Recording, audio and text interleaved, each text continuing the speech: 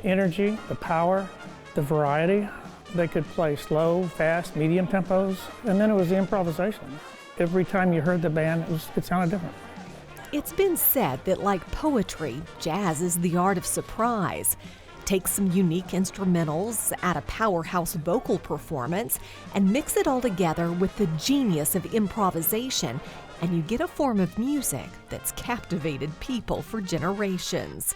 And here in Sherman, Bill Collins has turned a former Masonic lodge into the new home for the heritage and culture of jazz. This is our main trumpet room. We have a lot of different trumpet players represented in here. At first, it was just going to be a record album museum. We were just going to put in record albums because I realized that the younger generation was downloading. Now you've grown beyond just albums. Well, that wasn't planned. How did that happen? I started collecting these albums and I noticed there was a Dizzy Gillespie trumpet for sale at an auction. And I ended up being the only buyer. So I got it as cheaply as I could have gotten it. And then it just kind of snowballed? I mean, are you constantly on eBay? And yeah, I kind of got the fever for it. I thought, well, maybe I can collect a few more because they need to be preserved too, these artifacts of jazz. And they need to be in a place where people can see them, not in some closet somewhere. So I feel like that's part of the museum's role too, is to let people actually see them. Very unusual looking horn. Can I really hold it? Sure, but first you got to put on some gloves. Right. You're holding a real piece of history there.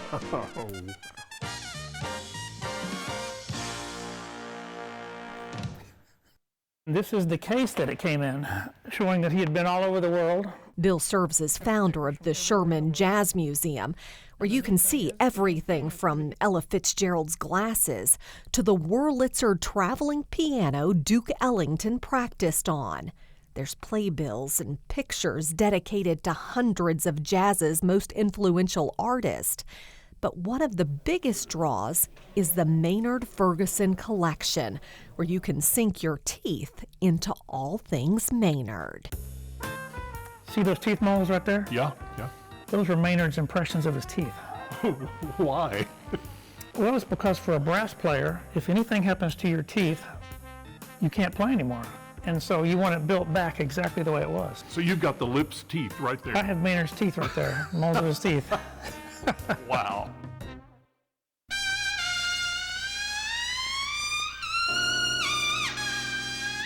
He was one of the great trumpet players of all time. He had his own big band for 50 years. He was just a marvelous player. And everybody else, the fans, come in and they just love it. It's like a mission trip for them to see his stuff. And everybody else, it's a chance for them to learn about Maynard. And they can compare all these players in here.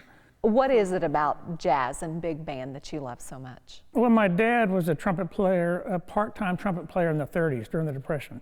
And so he had dance band records around the house that I would listen to growing up, whether I wanted to or not.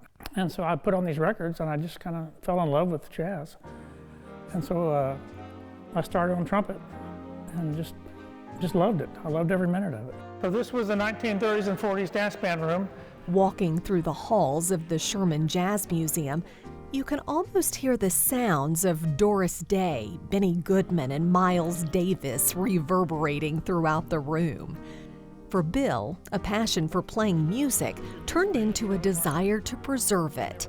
And if each and every guest leaves with a newfound respect for jazz's impact on American culture, then he says it's music to his ears. I knew it wasn't going to be popular with the masses because jazz is not the popular music like it was in the 30s and 40s.